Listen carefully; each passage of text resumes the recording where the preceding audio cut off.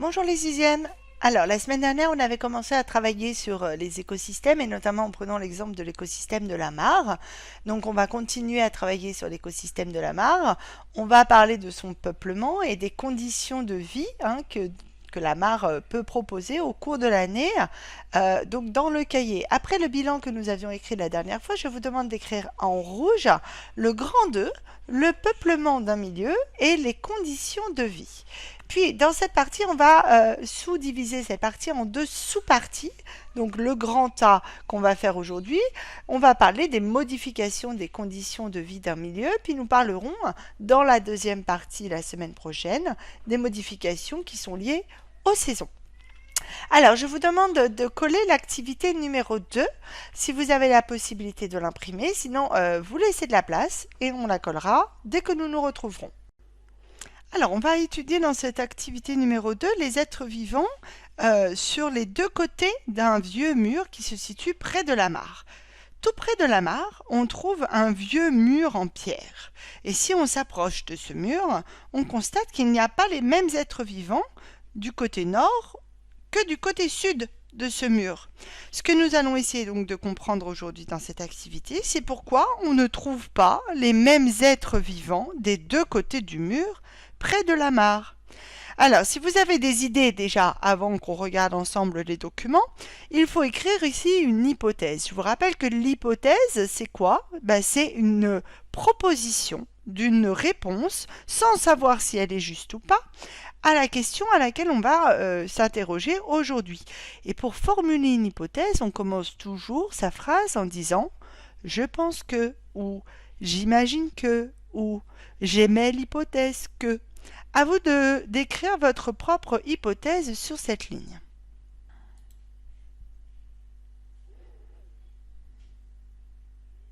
Maintenant que vous avez mis des hypothèses, c'est-à-dire des idées de réponse à la question pourquoi on ne trouve pas les mêmes êtres vivants des deux côtés d'un mur, qui se situe près de la mare, on va regarder des documents pour essayer de vérifier si nos hypothèses sont justes ou pas.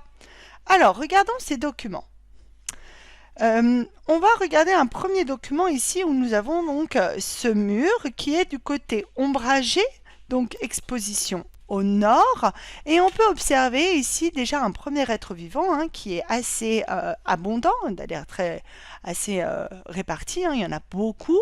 C'est cet être vivant qui est ici. Pour certains, peut-être que vous avez reconnu, c'est ce qu'on appelle de la mousse.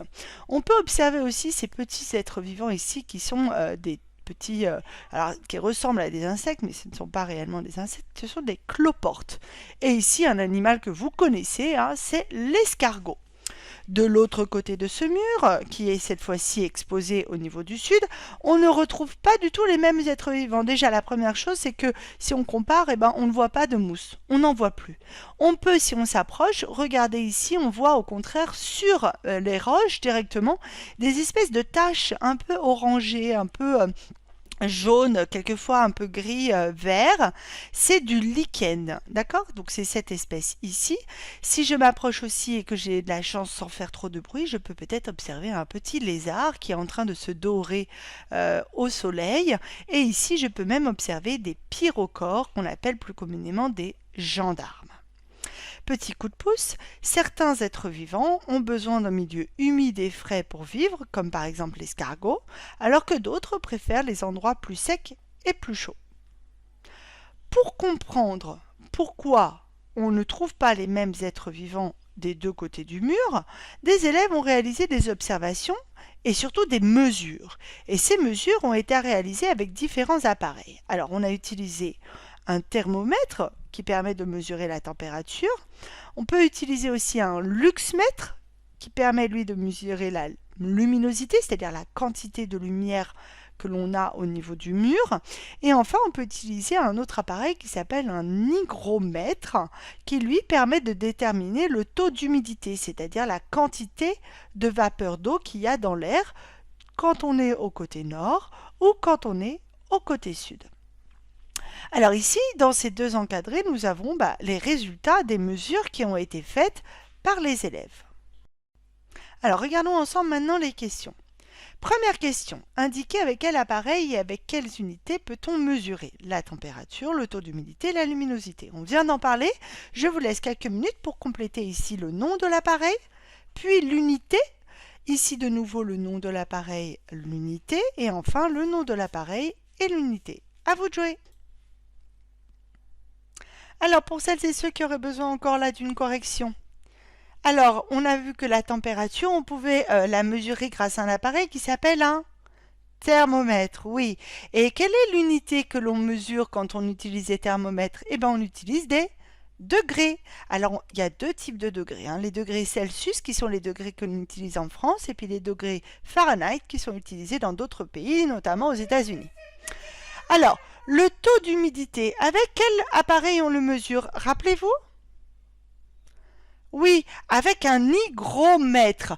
Et l'hygromètre permet de mesurer la quantité d'eau dans l'air. Alors, avec une unité qui est en fait le pourcentage. Oui, quand on regarde sur les mesures qui ont été prises, à chaque fois, on parle de pourcentage.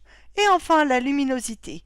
Avec quel appareil on permet de mesurer la luminosité, c'est-à-dire la quantité de lumière? Là encore, on l'a vu tout à l'heure, c'est grâce à un luxmètre et l'unité, c'est les lux. Voilà donc les 6 mots qu'il fallait compléter sur sa feuille ou écrire dans son cahier.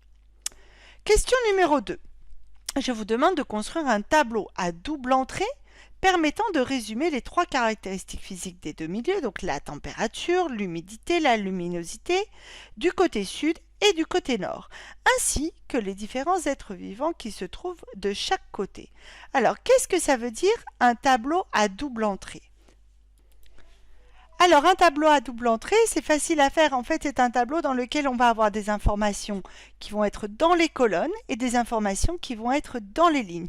Alors, on nous demande de mettre dans ce tableau les 3 caractéristiques physiques. La température dont on a parlé, l'humidité et la luminosité. Donc ça veut dire qu'on va avoir au moins 3 colonnes. Et on nous demande aussi d'inscrire les êtres vivants. Donc on va avoir en fait 4 colonnes. Et on va avoir pour le côté sud, dans une première ligne, et pour le côté nord, dans une seconde ligne.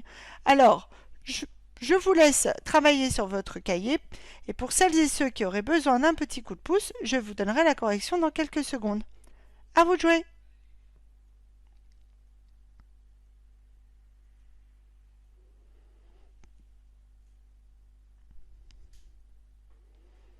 Alors, pour celles et ceux qui ont besoin d'un petit coup de pouce, voici le tableau que je vous propose. Donc, on a ici la température, le taux d'humidité, la luminosité, les êtres vivants.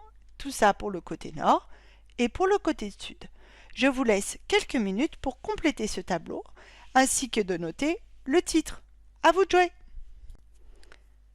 Alors, pour celles et ceux qui auraient encore là besoin d'une correction, d'après les mesures qu'on a vues dans le document, on peut constater que côté nord, la température est environ de 17 degrés Celsius, alors que côté sud, elle est plutôt à 25 degrés Celsius. Pour le taux d'humidité, on a ici 80% d'humidité pour le côté nord, alors que côté sud, on est plutôt à 66%. Pour la luminosité, on a 750 lux côté nord, alors qu'on est à 1080 côté sud.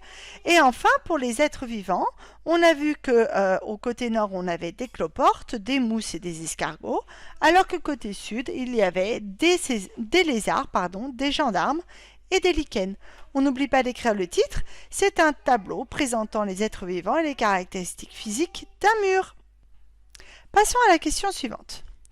Complétez les 3 phrases suivantes. La température est plus du côté sud, le taux d'humidité est plus du côté nord, la luminosité est plus du côté nord. À vous de jouer!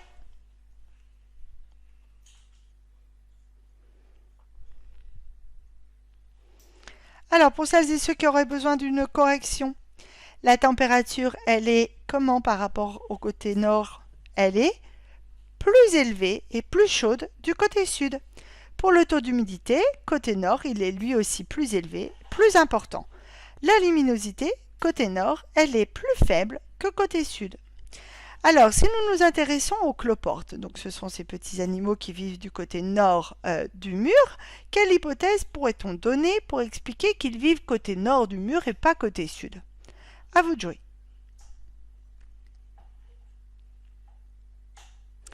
Alors là encore, pour ceux et celles qui auraient besoin d'une correction, comme c'est une hypothèse, on commence par « je pense que » et la réponse c'est que je pense que les cloportes vivent du côté nord car c'est là qu'ils y trouvent des conditions favorables pour se nourrir et pour vivre, parce qu'il y fait frais et humide et peut-être qu'ils sont comme les escargots à préférer des endroits frais et humides pour vivre.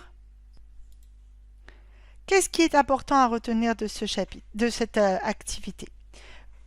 Voici le bilan et la définition que vous devez noter et apprendre dans votre cahier. Bilan du grand 2 grand A. Dans notre environnement, les êtres vivants ne sont pas répartis au hasard. On a constaté que leur répartition dépendait de quoi? Des conditions de vie du milieu. Oui, mais les conditions de vie d'un milieu, c'est quoi en fait? Eh bien, ce sont l'ensemble des conditions qui sont déterminées par des caractéristiques physiques de ce milieu, comme la température, l'éclairement, l'humidité, et qu'en fonction des différentes caractéristiques, les êtres vivants vont préférer être dans un endroit ou dans un autre endroit, et ils ne se répartiront pas de la même façon. La définition à connaître, c'est qu'est-ce que c'est qu'une caractéristique physique? C'est un élément que l'on peut mesurer, comme par exemple la température, l'éclairement ou l'humidité. Si vous avez des questions sur cette partie du chapitre, n'hésitez pas à me les poser via Pronote. Bon courage!